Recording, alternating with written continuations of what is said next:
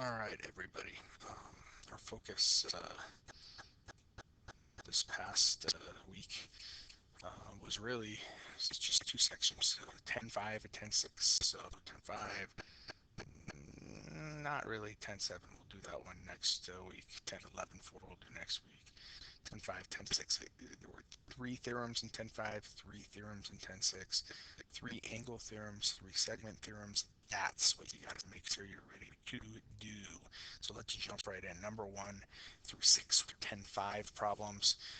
You can see that number 1, we have two chords intersecting inside the circle. As soon as I see that, theorem 10.12 is my friend. It tells me that when two chords intersect inside of a circle, the angles formed. So that would be, these two angles are the same because of vertical angles, right? They're going to have a measure of 1/2 the sum of the intersected arcs. These are the intersected arcs. And so that's exactly what I'm going to do. I'm going to take them, I'm going to add them together, and I'm going to take 1/2 of them, or divide by 2. I think of it as just the average of the arcs. That's what I think of it as, the average of the arcs. And so there you go.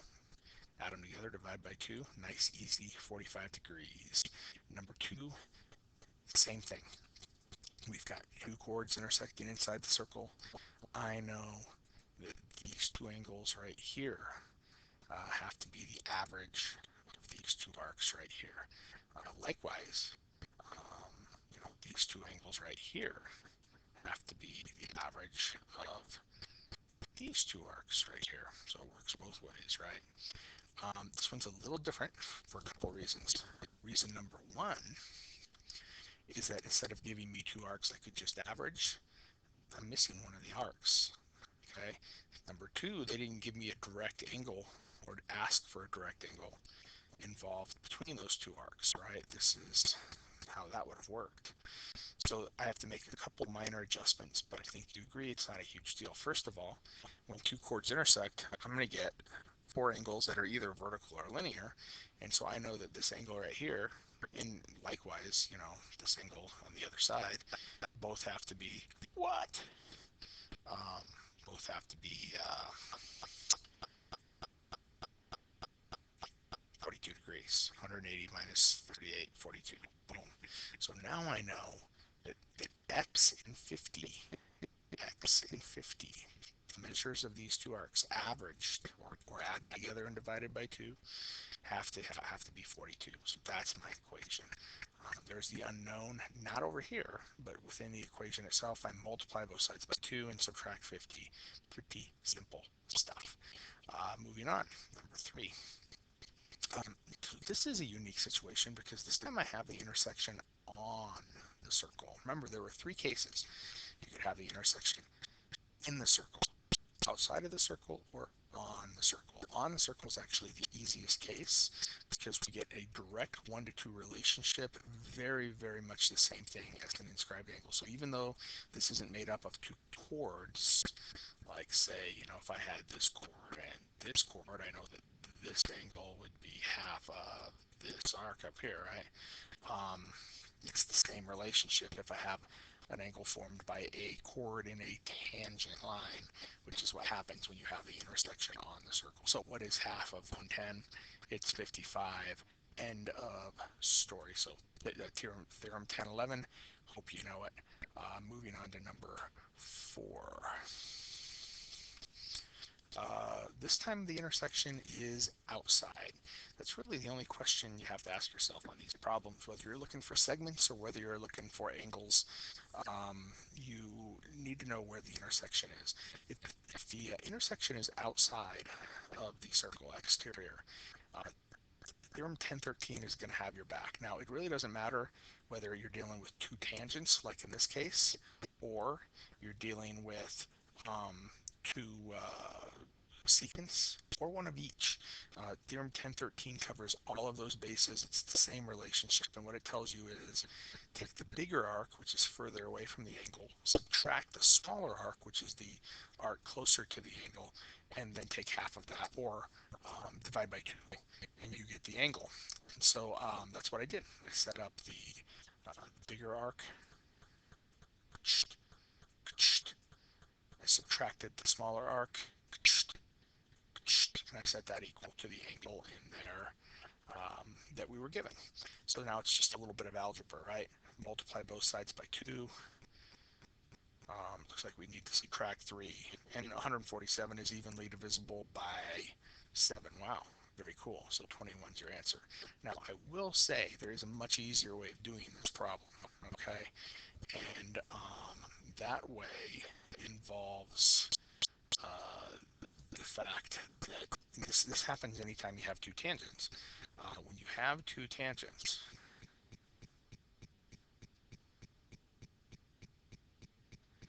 it divides the circle exactly into two arcs.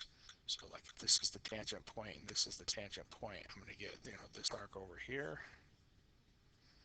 as well as this arc over here. There's not like 3 chunks, there's not 4 chunks, there's exactly 2 chunks. Well, that means that those two arcs, right, those two arcs have to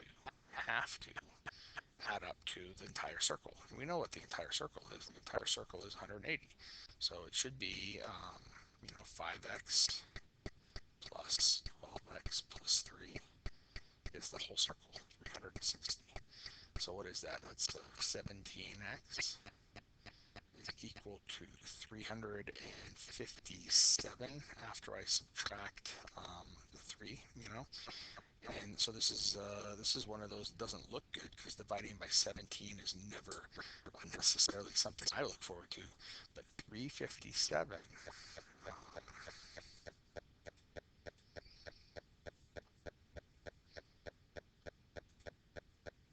357. Oh, come on, you stupid calculator. Divided by 17.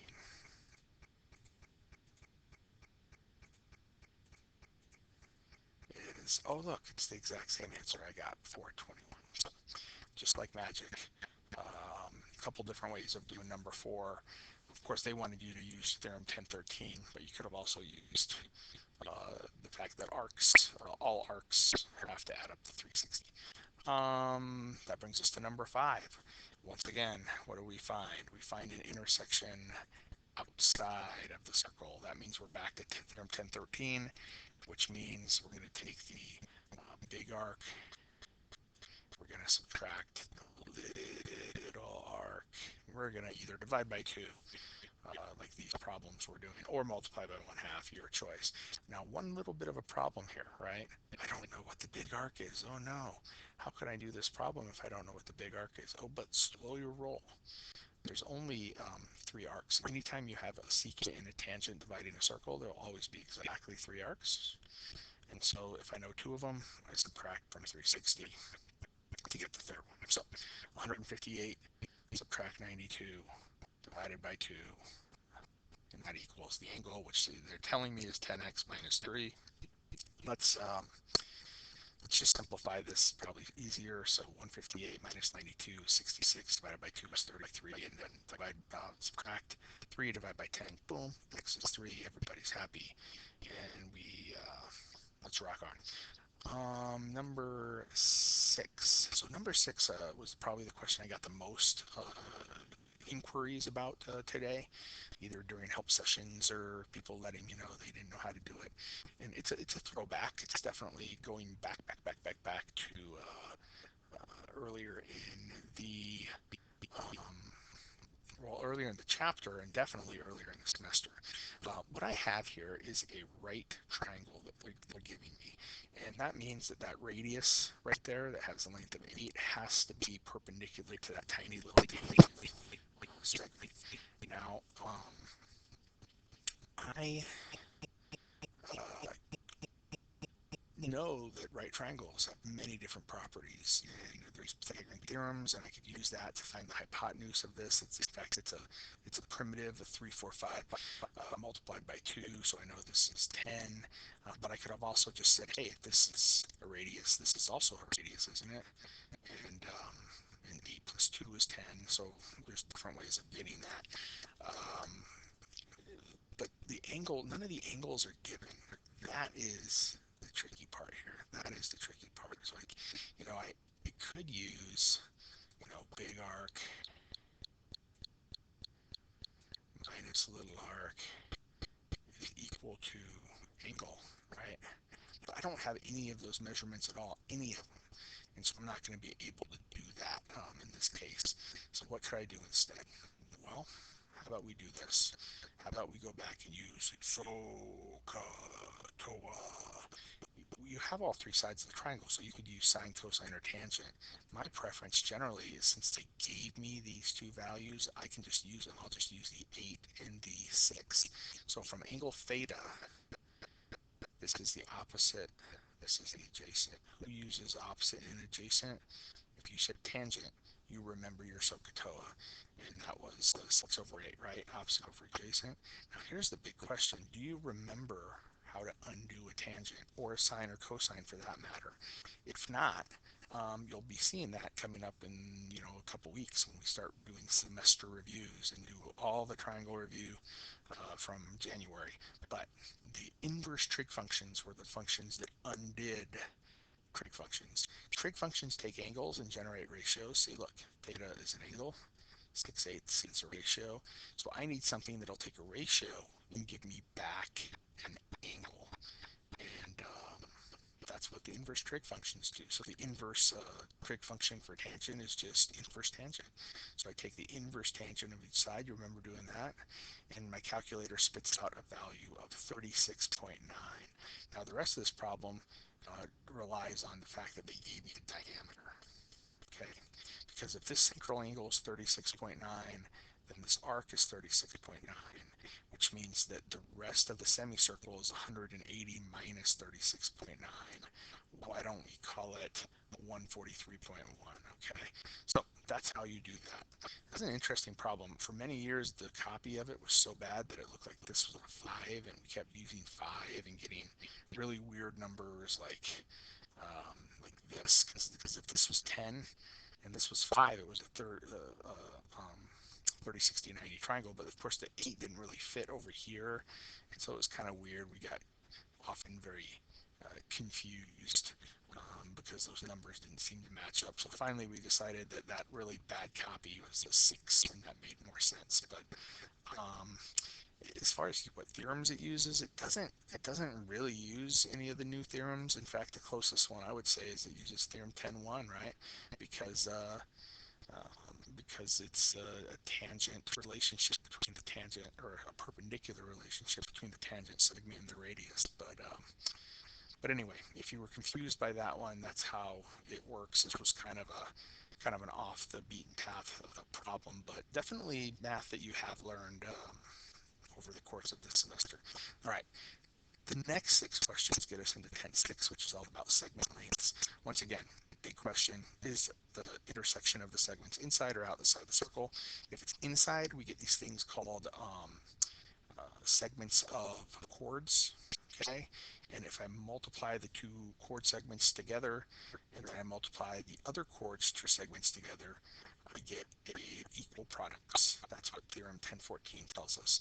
So, 6 times 5 versus x times 15.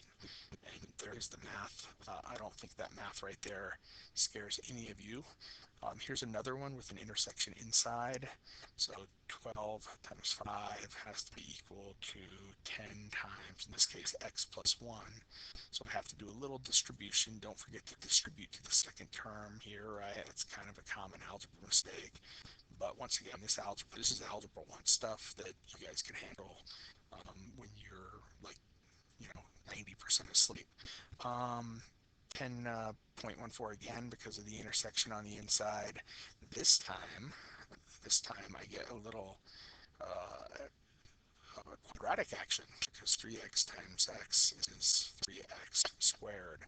Now this is a nice quadratic because it doesn't have the bx term, so I can just solve for x squared, take the square root. My initial answer has a plus and minus 2, because when I take the square root of 4, I get 2 roots. But looking at the problem, I can't have lengths of -6 or -2, so I have to throw out those answers, no negative distances, and my only answer is 2. Number 10. This time the intersection for the first time on one of these types of problems outside the circle. Now, that can happen two ways. You can have two secants, or you can have a secant and a tangent. This is two secants, right? Okay, I lied. Technically, I could also have two tangents. If this was my point and I had a tangent going to this side and a tangent going to this side, what do? Do I say, x squared is equal to y squared? How would I handle that? Well, this actually goes back to theorem 10.2, which tells us that from a common point outside of a circle, the two tangent segments have to be congruent. So why square them if we already know they're equal? So you won't see that case regarding regarding segment lengths. We do see that case with angles, and that's part of theorem 1013, but not with segment lengths. So let's get back to what we have. Theorem 1015 says that when I have two tangent segments intersecting outside the circle, if I multiply the exterior part of one tangent segment by the entire tangent segment, so would you agree that 3 plus 5 is 8? I will get the same product as doing the same thing to the other side.